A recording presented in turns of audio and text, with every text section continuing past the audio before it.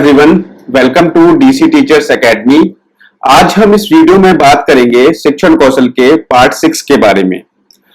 पिछले वीडियो में हमने कुछ इंपॉर्टेंट टॉपिक डिस्कस किए थे जो कि आपके एग्जाम की दृष्टि से बहुत ही ज्यादा महत्वपूर्ण थे, जैसे कि हमने आरटी एक्ट 2009 के बारे में बात की थी, एनसीएफ 2005 हमने डिस्कस किया था, ऑपरेशन ब्लैक बोर्ड डिस्कस किया था, पी मोस्ट हमने डिस्कस किया था, बेसिक शिक्षा परियोजना के बारे में हमने डिस्कस किया था। तो इन सब चीजों के बारे में हमने डिस्कस किया था पिछले वीडियो में। अगर वो चीजें देखनी है तो आपको पार्ट 5 देखना होगा। और ये जो भी वीडियो बना रहा हूं ये आपके एग्जाम के पॉइंट ऑफ व्यू से बहुत ही ज्यादा इंपॉर्टेंट है। गाइस, पिछले वीडियो में मैंने एनसीईआरटी की जो स्थापना बताई थी 1986 मैंने बता दिया, वो रॉन्ग है, ध्यान रखना, उसमें करेक्शन कर लेना। 1961 में इसकी स्थापना हुई है। एनसीईआरटी की जो स्थापना हुई है वो 1961 में हुई है, ठीक है। तो ये करेक्शन आप कर लेना, ठीक है। वो क्या था, देखो उसमें क्या था, एनसीईआरटी की स्थापना तो 1961 में हो गई थी और आपको पता है जो नई शिक्षा नीति आई थी वो 1986 में आई थी, ठीक है। तो इस 1986 की शिक्षा नीति के अंतर्गत जो ब्लैक बोर्ड योजना को इसी नीति के अंतर्गत लागू किया गया था। तो लागू किसने किया था? लागू किया था वो एनसीईआरटी ने, ठीक है। एनसीईआरटी द्वारा लागू किया गया था। तो ये ध्यान रखना, एनसीईआरटी द्वारा 1986 में ये निर्णय लिया गया कि ऑपरेशन ब्लैक बोर्ड को भी हम नई शिक्षा नीति में शामिल करेंगे। तो ये चीज थी। तो लेकिन स्थापना जो एनसीईआरटी की हुई है वो 1961 में हुई है। इसके बारे में हम आगे बात करेंगे, आगे आएगा वीडियो में, ठीक है। तो चलिए देखिए, आज का जो हमारा वीडियो स्टार्ट होता है वो स्टार्ट होगा डीपीईपी से। डीपीईपी की फुल फॉर्म क्या है? District primary education programme. अब देखो, आपको मैंने बताया था कि 1986 में जो आपकी राष्ट्रीय शिक्षा नीति आई थी उसमें संशोधन किया गया था 1992 में, और उसका नाम रखा गया था प्रोग्राम ऑफ एक्शन उसका नाम रखा गया था।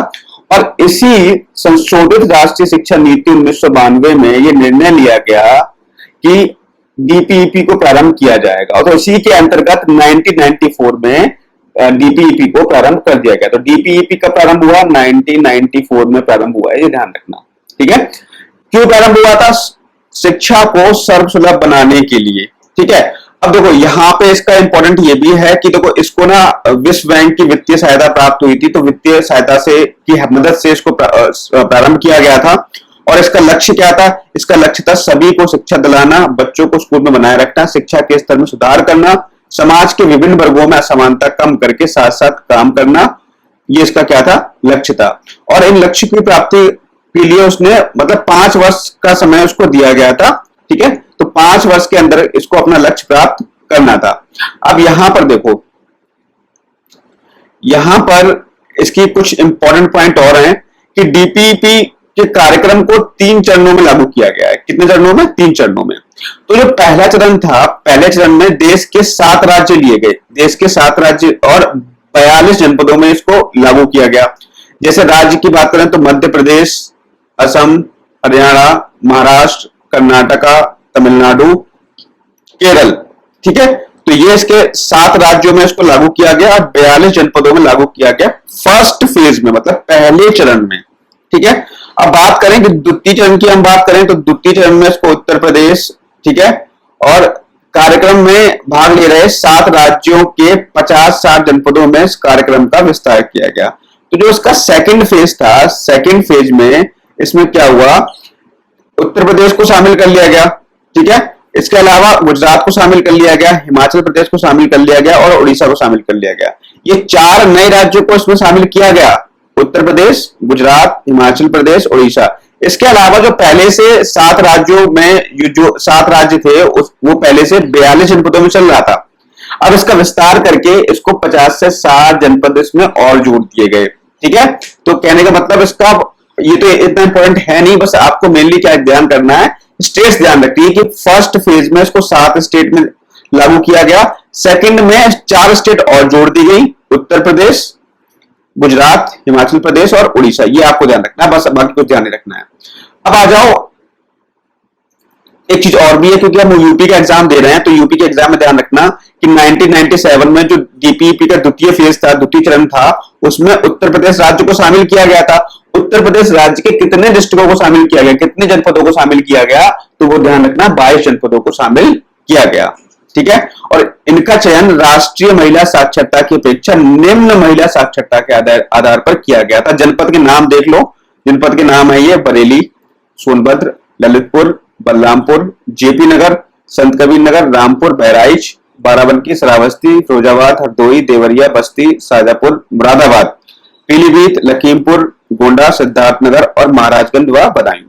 तो ये ध्यान रखना, ये 22 जनपद थे और इन 22 जनपद को आप एक बार इसकी 2-3 बार रीडिंग ले लेना, जिससे कि आपके माइंड में रहे, क्योंकि हो सकता है यूपी का एग्जाम आप दे रहे हो तो यूपी के एग्जाम में डिस्ट्रिक्ट पूछ सकता है आपसे, ठीक है। अब हुआ क्या भाई, जब लागू किया गया तो डीपीईपी के सकारात्मक परिणाम आए तो इसको फिर इसकी तृतीय इसका चरण स्टार्ट हुआ, तृतीय फेज इसकी स्टार्ट हुई। और वो तृतीय फेज कब स्टार्ट हुई? 2000 में। पहली फेज 1994 में, द्वितीय फेज 1997 में, तृतीय फेज सन 2000 में इसको लागू हुई, ठीक है। और इसमें आपके 32 जनपद, इसमें 32 जनपद अब हो गए। पहले कितने थे? 22 थे, अब कितने हो गए? अब आपके 32 जनपद इन्होंने इसमें और शामिल कर लिए। तो 32 जनपद कौन कौन से थे? कुशीनगर, प्रतापगढ़, हमीरपुर, महोबा, आजमगढ़, रायबरेली, फैजाबाद, आगरा, बिजनौर, फतेहपुर। तो इस तरीके से आप इनको ध्यान रखना, ठीक है। बेसिकली आप जो है ना फर्स्ट फेज के ध्यान रखो, फर्स्ट फेज वाले आपसे, सॉरी सेकंड फेज में जो 22 जनपद थे उनको शामिल किया गया था, उनको थोड़ा ध्यान रखना है। बाकी तो एक बार रीडिंग भी इनकी ले सकते हो, ठीक है। चलिए आगे बढ़ते हैं। अब बात यह आती है कि डीपीईपी के उद्देश्यों की प्राप्ति के लिए क्या क्या रणनीतियां बनाई गई थी। तो रणनीतियां बेसिकली यहाँ पर ये कॉमन सी चीजें हैं और आप एक बार पढ़ लोगे, बस इतना आपको ध्यान रखना है, इनको याद नहीं करना है, क्योंकि मुझे नहीं लगता कि इनसे कुछ क्वेश्चंस आपसे पूछ लेगा। और वही बार बार रणनीतियां सबकी सेम ही होती हैं। जैसे यहाँ पे देखो, योजना निर्माण तथा क्रियान्वयन में निचले स्तर तक सहभागिता, बालिका शिक्षा को विशेष महत्व दिया गया, विद्यालय की प्रभावकारिता बढ़ाने पर बल, ये मतलब बेसिक चीजें होती है। वैकल्पिक शिक्षा का सुदृढ़ीकरण, सामुदायिक सहयोग, समानता पर बल, अध्यापक दक्षता में वृद्धि। तो ये सब चीजें कॉमन ही है, ठीक है। मेन चीजें तो आपकी जो डेट्स हैं वो आपको ध्यान रखना है। और जो आपके जो मैंने जो 3 फेजेस बताई थी, तो 3 फेजेस आपकी जो पहली फेज 1994 में, द्वितीय फेज आपकी 97 में और तृतीय फेज आपके सन 2000 में लागू की गई, ये आपको ध्यान रखना है, ठीक है। और यूपी का बेसिकली आपको जरूर ध्यान रखना है कि यूपी में ये जो है तृतीय फेज में लागू किया गया था 1997 में, 22 जनपद थे, इतना ध्यान रखना। चलिए आगे बढ़ते हैं। देखिए अगला जो टॉपिक है वो है स्कूल रेडीनेस प्रोग्राम। आपको नाम से ही स्पष्ट दिख रहा होगा, स्कूल रेडीनेस का मतलब यह है कि ऐसे बच्चे जो जस्ट स्कूल जाने के लिए तैयार होते हैं, मतलब बच्चे छोटे होते हैं, जब बच्चा पहली बार स्कूल जाता है तो बच्चों को पहली बार जब स्कूल भेजा जाता है तो उसके अंतर्गत स्टार्ट किया गया था स्कूल रेडीनेस प्रोग्राम को। अब देखो स्कूल रेडीनेस प्रोग्राम था क्या।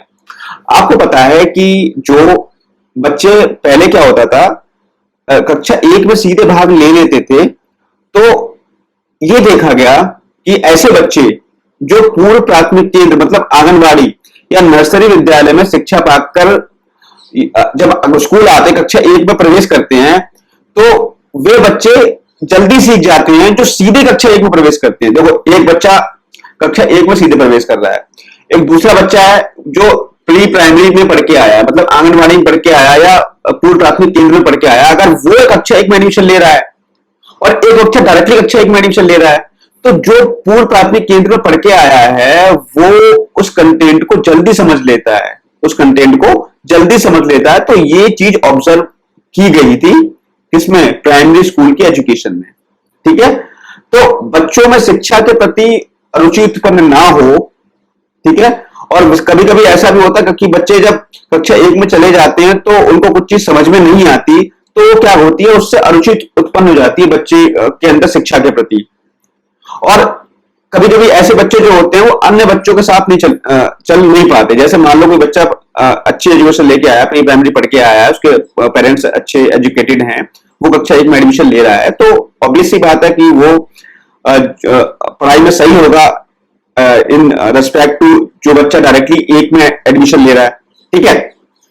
तो होता क्या है, कभी कभी बच्चे ऐसे क्या होते हैं जो ये देखते हैं कि दूसरा बच्चा तो मतलब बहुत सही से पढ़ने में सही है, तो वो क्या होते हैं दूसरे बच्चों के साथ नहीं चल पाते और असफलता की उन्हें अनुभूति होती है, तो हतोत्साहित होकर के विद्यालय छोड़ देते हैं। तो ऐसी समस्याओं को ध्यान में रख करके स्कूल रेडीनेस प्रोग्राम शुरू किया गया था। मतलब बच्चों को सबसे पहले स्कूल के लिए तैयार किया जाए, उन्हें बैठना सिखाया जाए, उन्हें पेंसिल पकड़ना सिखाया जाए, लिखना सिखाया जाए। मतलब यह है कि जब बच्चा कक्षा 1 में एडमिशन लेगा तो थोड़ा सा वो मेंटली प्रिपेयर हो जाएगा पहले से ही, ठीक है। तो इसी के लिए स्टार्ट किया गया था स्कूल रेडीनेस प्रोग्राम। इतनी चीज समझ में आ गई आपको। और ये कब स्टार्ट हुआ था, तो ध्यान रखना ये स्टार्ट हुआ था 1998 में। 1998 से प्रारंभ हुआ था। आपको देखो मैं आपको बता रहा हूं, ठीक है। तो इसमें क्या कहा गया था, इसमें ये कहा गया था कि भाई ये कार्यक्रम का जो प्रारूप सबसे पहले बनाया किसके द्वारा गया था, सबसे पहले अगर आपसे यही पूछ ले तो इस कार्यक्रम का जो प्रारूप बनाया था वो अंतर्राष्ट्रीय बाल वर्ष में राष्ट्रीय अनुसंधान प्रशिक्षण परिषद नई दिल्ली द्वारा तैयार किया गया था। मतलब एनसीईआरटी के द्वारा इसको तैयार किया गया था, ठीक है। इसमें था क्या, इसमें यह था कि जो बच्चे कक्षा 1 में सीधे प्रवेश लेते हैं, ठीक है, कक्षा 1 से पहले पूर्व प्राथमिक शिक्षा का उन्हें किसी प्रकार का अनुभव नहीं प्राप्त होता है, तो इस कार्यक्रम के अंतर्गत कक्षा 1 के प्रारंभिक 6 सप्ताह से 2 माह की अवधि तक उन बच्चों को पूर्व प्राथमिक शिक्षा के अनुभव दिए जाते हैं। तो उसमें है क्या, इसमें कक्षा 1 के प्रारंभिक जो 6 सप्ताह से 2 माह तक की अवधि तक उन बच्चों को पूर्व प्राथमिक शिक्षा केंद्र के अनुभव दिए जाएंगे। कहने का मतलब यह है कि जो बच्चे कक्षा 1 में प्रवेश ले लेते हैं उनको लगभग 6 सप्ताह से 2 माह तक की अवधि को मतलब पूर्व प्राथमिक शिक्षा के अनुभव उन्हें दिए जाएंगे, ठीक है। तो इसी प्रोग्राम को हमने क्या कह दिया, स्कूल रेडीनेस प्रोग्राम कह दिया। समझ में आया। देखो मैं आपको बस इन शॉर्ट में बता दूं कि ऐसे बच्चे जिन्होंने कक्षा 1 में एडमिशन ले लिया है उनको 6 सप्ताह से 2 माह की अवधि तक क्या किया जाएगा, पूर्व प्राथमिक शिक्षा के अनुभव दिए जाएंगे। बस यही क्या है, हमारा स्कूल रेडीनेस प्रोग्राम है। इतनी बात समझ में आ गई।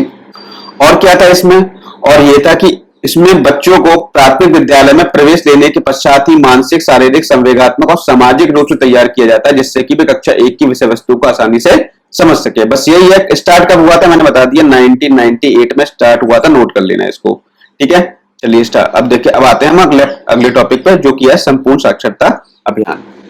देखिए अब हम बात करेंगे राष्ट्रीय साक्षरता मिशन के बारे में। देखो ये कब स्टार्ट किया गया, ये स्टार्ट किया गया था 5 मई 1988 को। इसको हम संपूर्ण साक्षरता अभियान भी कहते हैं। आपसे पूछ लिया जाए कि संपूर्ण साक्षरता अभियान कब प्रारंभ किया गया, तो वो 5 मई 1988 में स्थापित किया गया, ठीक है।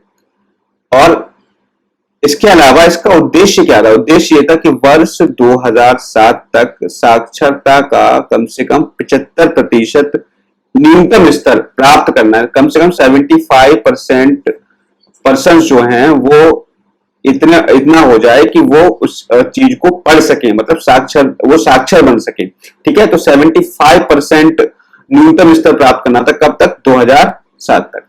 मिशन में वर्ष 1995 तक 8 करोड़ निरक्षर प्रौढ़ों को साक्षरता प्रदान करने का लक्ष्य निर्धारित किया गया। और इसी के अंतर्गत राज्य स्तर पर भी एक राज्य साक्षरता मिशन प्राधिकरण की स्थापना की गई थी। अब देखो सबसे पहले इसकी स्थापना किस राज्य में की गई, तो ध्यान रखना केरल राज्य में। तो आपको पता ही है कि केरल में कितनी % साक्षरता है, लगभग 98% साक्षरता वहां पर रहती है। तो 16 जनवरी 1989 में राष्ट्रीय साक्षरता मिशन की स्थापना के बाद सर्वप्रथम केरल राज्य में संपूर्ण साक्षरता अभियान की घोषणा की गई। तो ध्यान रखना कब की गई थी, 16 जनवरी 1989 में। लेकिन स्टार्ट कब हुआ, ये 5 मई 1988 में प्रारंभ हुआ, ध्यान रखना, ठीक है। अब यहाँ पर देखो इसकी विशेषताएं क्या थी, तो विशेषताएं आप यहाँ पर पढ़ लेना, कुछ ज्यादा खास ये आपसे पूछेगा नहीं, ठीक है। अब यहाँ पे कार्य संचालन में कौन कौन से इसमें अभिकरण हैं, ठीक है, कौन कौन सी इंस्टीट्यूशन है। तो जिला शिक्षा समिति जो है ये आपके डिस्ट्रिक्ट में, ये मतलब ये आपके मंडलीय स्तर पे इसको स्थापित किया गया था, जिला शिक्षा समिति, ठीक है। इसके सभापति कौन होते हैं, आपके जिलाधिकारी होते हैं। इसके अलावा एक स्वैच्छिक संगठन जो होते हैं, एनजीओ वगैरह होते हैं, वो भी इसमें आपकी हेल्प करते हैं। अन्य अभिकरण में बात करें तो विश्वविद्यालय अनुदान आयोग यूजीसी भी है इसमें, श्रमिक विद्यापीठ, नेहरू युवा केंद्र संगठन। तो ये सब क्या करते हैं इसमें, ये इसके क्या थे, अभिकरण थे, जिनके द्वारा इसका प्रचार प्रसार किया गया था। अब इसकी उपलब्धियां क्या रही, उपलब्धियों के बाद में इसकी उपलब्धि के बारे में बात करें तो यहाँ ध्यान रखना कि वर्ष 2001 से साक्षरता दर 65.38% की दर्ज की गई। कब, 2001 में। जबकि 1991 में कितनी थी, 52.21% यहाँ पर थी। तो लगभग कितनी की वृद्धि हो गई बताओ, 65 से कितनी हो गई, 52 हो गई। तो लगभग 13% की यहाँ वृद्धि हो गई। ठीक है, यानी इसका मतलब इंप्रूवमेंट तो हुआ। फिर 31 मार्च 2010 तक 10,229 करोड़ व्यक्तियों को साक्षर बनाया गया। स्त्री साक्षरता दर में पिछले दशक में 14.8% की वृद्धि हुई। यह 39.3 से बढ़कर 54.16% हो गई। ठीक है, तो एक दशक मतलब 10 वर्षों में जो पहले स्त्री साक्षरता की दर कितनी थी, 39.3% थी, अब वो कितनी होगी, 54.16% हो गई। और पुरुष साक्षरता दर कितनी हो गई, 64.1% से बढ़कर 75% हो गई। तो ध्यान रखना है, ये आंकड़े ध्यान रखना, इन आंकड़ों से आपके प्रश्न पूछ सकता है। ठीक है, आगे हम बढ़े तो स्त्री पुरुष समानता और महिला अधिकारिता भी इसमें दृष्टिगत हुई है, क्योंकि लगभग 60% भाग लेने वाले लाभार्थी इसमें कौन थी, स्त्री थी। कहने का मतलब यह है कि इस मिशन में मैक्सिमम महिलाओं को यहाँ पे साक्षरता मतलब साक्षर किया गया। कहने का मतलब महिलाओं ने इसमें भाग लिया। ठीक है, आगे हम बढ़े तो सर्व शिक्षा अभियान की हम बात करेंगे। बहुत ही ज्यादा इंपॉर्टेंट टॉपिक है, मोस्ट इंपॉर्टेंट टॉपिक है।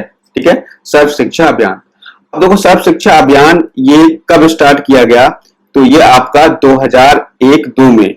ठीक है, 2001-2 में 16 जनपदों में सर्व शिक्षा अभियान को संचालित किया गया।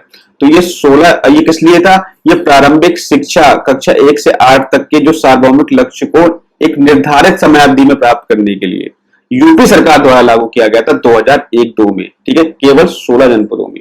अभी जनपद कौन कौन से थे स्टार्टिंग में, कानपुर नगर, लखनऊ, इलाहाबाद, कौशाम्बी, सीतापुर, गोरखपुर, बांदा, चित्रकूट, इटावा, औरैया, अलीगढ़, हाथरस, सहारनपुर, वाराणसी, चंदौली, भदोही। ये कुछ डिस्ट्रिक्ट थे, 16 डिस्ट्रिक्ट थे जिनमें इसको लागू किया गया था। अब वर्ष 2002-3 में इसका प्रसार जो है सभी जनपदों में कर दिया गया। पहले 2000 प्रारंभ की बात की जाए तो 2001-2 में हुआ, केवल 16 जनपदों में हुआ था, वो मैंने आपको बता दिया। लेकिन 2002-3 से ये सभी जनपदों में इसको लागू कर दिया गया। ठीक है, योजना के सफल परियोजना संचालन समिति में प्रदेश स्तर पर उत्तर प्रदेश सभी के लिए शिक्षा परियोजना परिषद, तो वो यहाँ पे प्रदेश स्तर पर उत्तर प्रदेश शिक्षा परियोजना परिषद और जिला स्तर पर जिला शिक्षा परियोजना समिति का गठन किया गया। किसके लिए, सर्व शिक्षा अभियान के अंतर्गत उसको लागू करने के लिए। ठीक है, तो यहां पर ये तो आंकड़ा आपका पुराना हो गया। अब तो फिर भी आपको ध्यान रख लेना है कि देश की लगभग 11 लाख बस्तियों के 19 करोड़ 20 लाख बच्चे इससे लाभान्वित हुए। ठीक है, अब इसके उद्देश्य क्या थे, इसके उद्देश्य हम देख लेते हैं। ठीक, उद्देश्य क्या थे, उद्देश्य ये था कि वर्ष 2010 तक 6 से 14 वर्ष आयु के सभी बच्चों को उपयोगी और प्रासंगिक प्राथमिक शिक्षा उपलब्ध कराना, ड्रॉप आउट बच्चों को कम करना, विद्यालय छोड़कर जा चुकी बालिकाओं को वापस लाने के लिए अभियान चलाना, विद्यालय के प्रबंधन में समाज की सक्रिय भागीदारी सुनिश्चित करना, लिंग भेद के अंतर को कम करना। ठीक है, लड़कियों का नामांकन और शिक्षकों के प्रशिक्षण को प्रोत्साहित करना, बच्चों के सीखने के स्तर में उल्लेखनीय सुधार करना।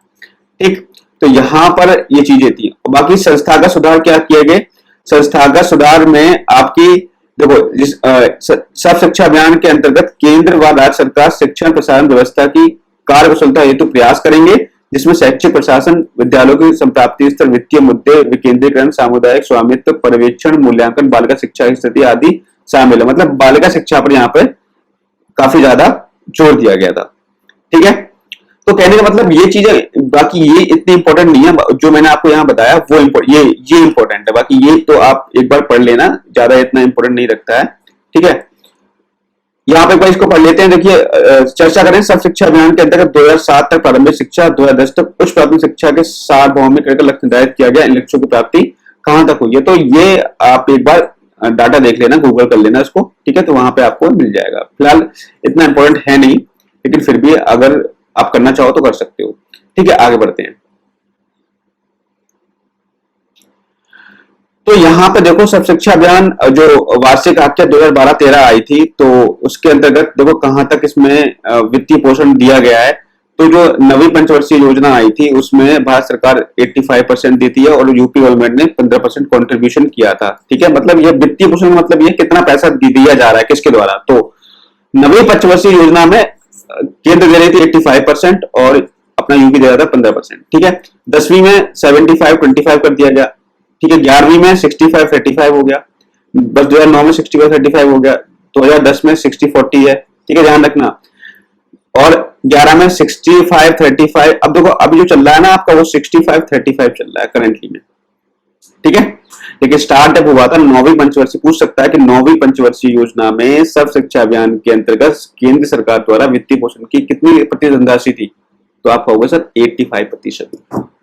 आपसे पूछ ले कि 10वीं पंचवर्षीय योजना में कितनी प्रतिशत धनराशि उत्तर प्रदेश सरकार के द्वारा कंट्रीब्यूट की जा रही थी, तो 25%। तो ये चीज ध्यान रखना है आपको। ठीक है, चलिए बस यहाँ पे ध्यान रखो। देखो 2010 में 60-40 हुई है, इसके बाद देखो 2009, 2007-8, 2009, 2011, 12, 13, इसमें 60-35 रहा है। याद करने की ट्रिक बता दे रहा हूं, 7, 8, 9, 11, 12, 13, 10 को छोड़ो, 10 में 60-40 थी।